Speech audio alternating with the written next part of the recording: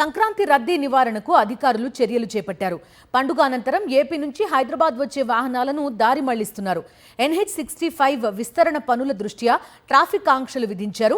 Chityal, పెద్దకాపర్తి, Korlapahad, Panthangi toll ప్లాజాల వద్ద traffic jam అయ్యే అవకాశాలుండడంతో పోలీసులు ప్రత్యామ్నాయ మార్గాలు సూచించారు.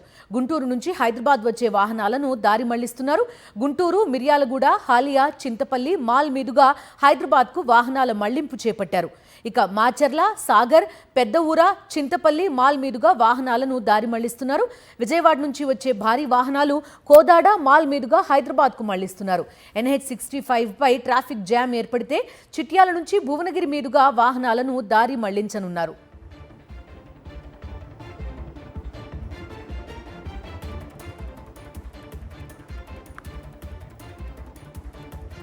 కొర్లపహాడ్ టోల్ ప్లాజా దగ్గర ఉన్నారు మా కరెస్పాండెంట్ అశోక్. ఈ దారి మళ్లింపులు, అదేవిధంగా ఈ ప్రయాణ ఏర్పాట్లకు సంబంధించి పూర్తి వివరాలు అడుగుదాం. అశోక్, చెప్పండి. ఏపీ నుంచి పెద్ద ఎత్తున వాహనాలు వస్తాయి. కంప్లీట్గా ఈ నల్గొండ డిస్ట్రిక్ట్ పైనుంచే వచ్చే అవకాశం ఎక్కువ ఉంటుంది. సో ఏంటి చేంజెస్, ప్రయాణికులకు ఏం సూచిస్తున్నారు అధికారులు?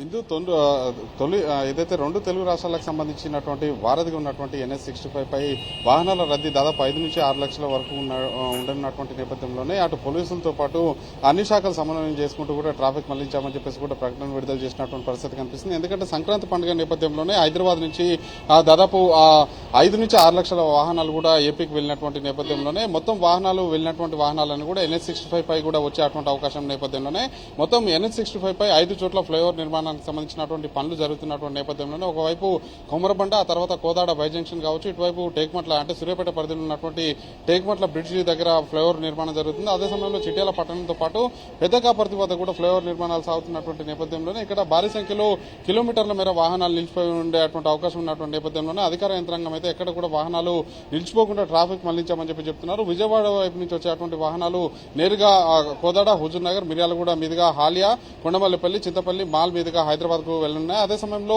మాచర్లతో పాటు మార్కాపురం లాంటి ప్రాంతాల నుంచి వచ్చేటువంటి వాహనాలని నాగర్సాగర్, పెద్ద ఊర, కొండమల్లిపల్లి మీదుగా హైదరాబాద్ తరలించినటువంటి పరిస్థితి కనిపిస్తుంది. మరోవైపు చూసుకున్నట్లయితే విశాఖపట్నం, రాజమండ్రి నుంచి వచ్చేటువంటి వాహనాలని NS-365BB నుంచి, అదే సమయంలో ఇటు టేక్మట్ల, సూర్యాపేట నుంచి ఖమ్మం ఏదైతే హైవే ఉందో హైవే మీదుగా వచ్చినటువంటి వాహనాలని నకరగాల మీదుగా NH-65 నుంచి హైదరాబాద్ కు తరలించేటువంటి ఏర్పాటు చేసినటువంటి పరిస్థితి కనిపిస్తుంది. మరోవైపు చూసుకున్నట్లయితే చిట్యాల పట్టణంలోనే ఫ్లైఓవర్ నిర్మాణ పనులు సాగుతున్నటువంటి నేపథ్యంలోనే అటు వెల్మినేడుతో పాటు పెద్దకాపర్తి వద్ద కూడా భారీ సంఖ్యలో వాహనాలు నిలిచిపోయేటువంటి అవకాశం ఉన్నటువంటి నేపథ్యంలోనే ముందు జాగ్రత్త చర్యల్లో భాగంగా కొన్ని వాహనాలని రామన్నపేట, వలిగొండ, భువనగిరి, బీబీనగర్ నుంచి గట్కేసర్, ఉప్పల్ మీదుగా హైదరాబాద్ కు తరలించేందుకైతే ఏర్పాటు చేస్తున్నామని చెప్పేసి అధికారులు చెప్తున్నారు. అయితే ప్రకటనకు పరిమితం కాకుండా క్షేత్రస్థాయిలో ఎక్కడ కూడా వాహనాలు నిలిచిపోకుండా వాహనదారులకు ఇబ్బందులు తలెత్తకుండా చర్యలు చేపట్టాల్సినటువంటి అవసరం ఉంది. ఎందుకంటే మనం చూసుకోవచ్చు విజువల్స్ లో ఇంతకుముందుకే విజువల్స్ లో రికార్డ్ చేసినటువంటి విజువల్స్ లో చూసుకున్నట్లయితే ఎక్కడికక్కడ అదనపు సిబ్బందిని నియమించాము, వందల సంఖ్యలో నియమించామని చెప్పి చెప్తున్నప్పుడు కూడా బ్లాక్ స్పాట్స్ కావచ్చు,